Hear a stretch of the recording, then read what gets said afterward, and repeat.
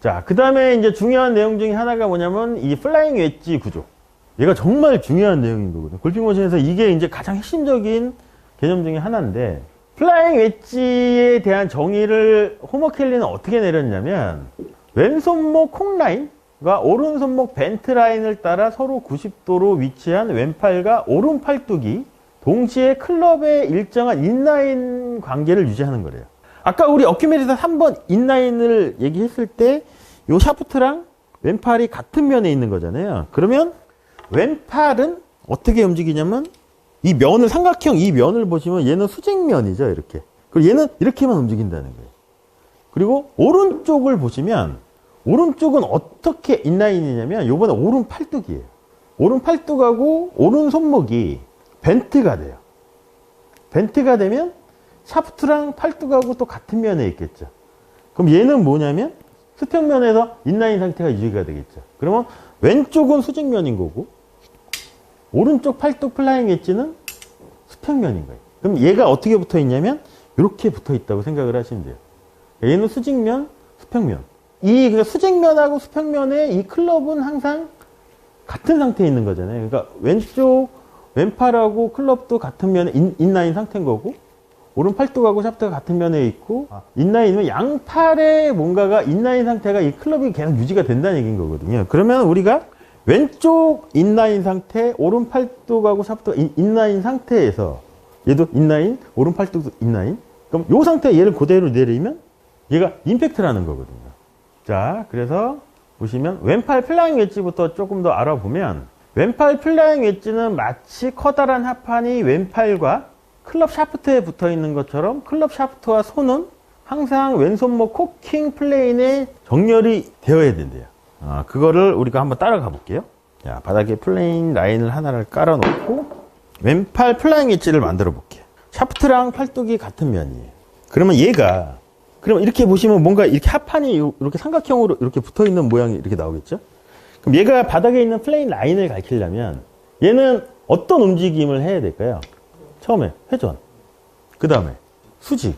그래서 얘는 수직면으로밖에 안 움직이잖아요. 근데 만약에 얘가 수평적으로 움직이면 이 면에서 깨질 수밖에 없겠죠.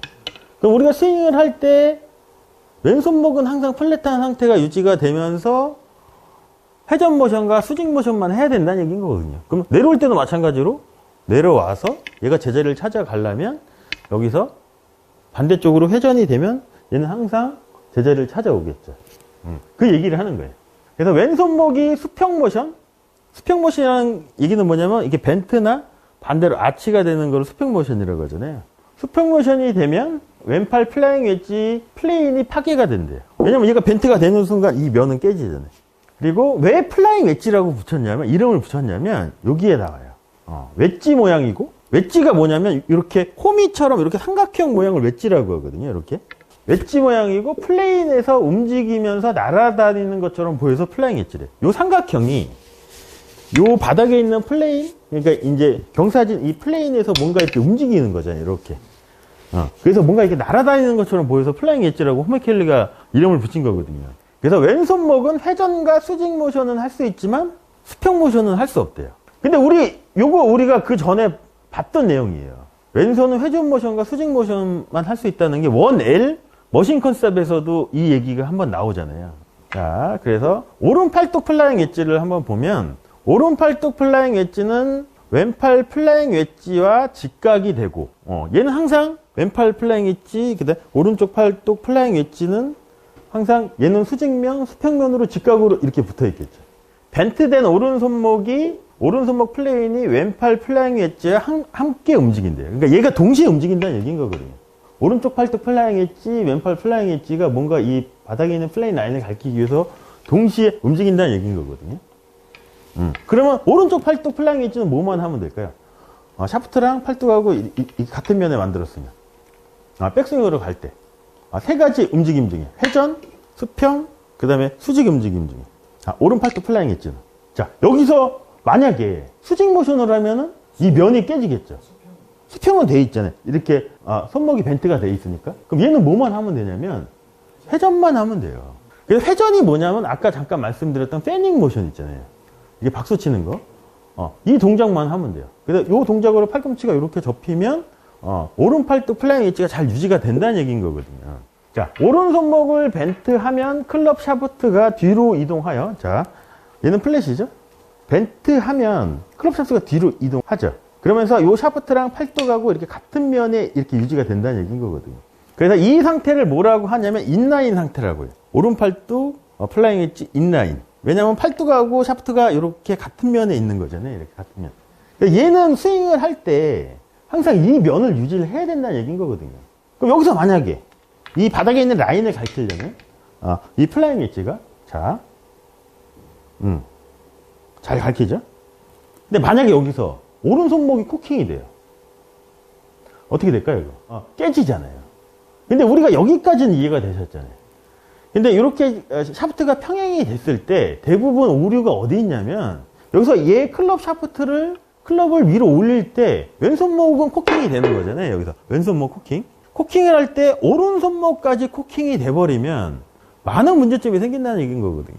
손목 코킹이 오른쪽 손목 코킹이 여기서 이루어지나 여기서 이루어지나 똑같거든요. 그럼 결국은 이 플레인 라인을 어떻게 바꾼다는 얘기인 거냐면 이렇게 바꾼다는 걸 수도 있어요. 아웃에서 인으로. 왜냐면 여기서 손목 코킹이 되면 이 헤드가 바깥으로 나갈 수밖에 없잖아요. 코킹이 되면 안 되죠. 그러면 우리가 방법을 찾아야 되겠죠. 코킹이 안 되게끔 하면서 우리가 백스트로크를 하는 방법을 찾아야 되잖아요. 그 방법에 대해서는 여기서 뭐라고 나오냐면 오른손목은 벤트되거나 플랫되어도 코킹이나 언코킹 되지 않는 한 플레인을 유지할 수 있대요. 여기서 만약에 자 팔뚝하고 샤프트랑 같은 면이에요. 얘가 벤트가 돼도 이 면은 유지가 되죠. 근데 플랫이 돼도 이 면은 유지가 돼요. 이거를 어디서 찾을 수 있냐면 어드레스 상태를 생각을 한번 해보시면 우리가 일반적인 어드레스 상태가 이렇게 임팩트 6에서 시작하는 경우도 있지만 대부분 이렇게 양손이 가운데로 오는 경우도 있잖아요. 그러면 오른손목이 이렇게 플랫이 돼도 오른 팔뚝 플라잉 웨지는 안 깨졌다는 얘기인 거거든요. 그럼 여기서 시작을 할 때 오른손목만 벤트가 되면 오른 팔뚝하고 샤프트가 인라인 상태가 되는 거죠. 그럼 여기서 코킹을 안 하고 백스윙을 하는 방법에 대해서 이제 생각을 한번 해봐야 돼요. 뭐가 있을까요? 회전이죠? 여기서 회전은 끝났어요. 그럼 얘가 더 올라가야 돼요. 그때 왼손목 코킹은 돼야 되고 오른손목 코킹이 안 돼야 되거든요. 그 방법을 한번 생각 한번 해보면 팔꿈치가 접히는 수밖에 없어요. 그래서 이 얘기를 또 뭐라고 하냐면 오른 팔뚝의 픽업이라고 해요. 이거잖아요. 이렇게 놓고 이 팔뚝을 이렇게 접어서 그러니까 팔뚝이 이렇게 놓고 이게 결국은 오른손목에 코킹 없이 백스트로크를 잘하는 유일한 방법일 수도 있다는 얘기인 거죠. 그래서 오른손목이 코킹이 되면 오른 팔뚝 플라잉 웨지 정렬이 깨진대요. 그럼 정렬이 깨진다는 얘기는 뭐냐면 이 플레인 라인이 내가 설정한 거하고 다른 플레인으로 움직일 수도 있다는 얘기인 거거든요. 그래서 이게 정말 중요해요. 자, 그래서 오른 팔뚝하고 팔꿈치 움직임이 상당히 중요할 수도 있거든요. 그래서 한번 알아볼게요. 코킹하는 오른손목은 정렬을 파괴하여 스트로크에 혼란을 준대요. 그리고 오른손목이 코킹되지 않는 모션을 찾아야 돼요. 우리가.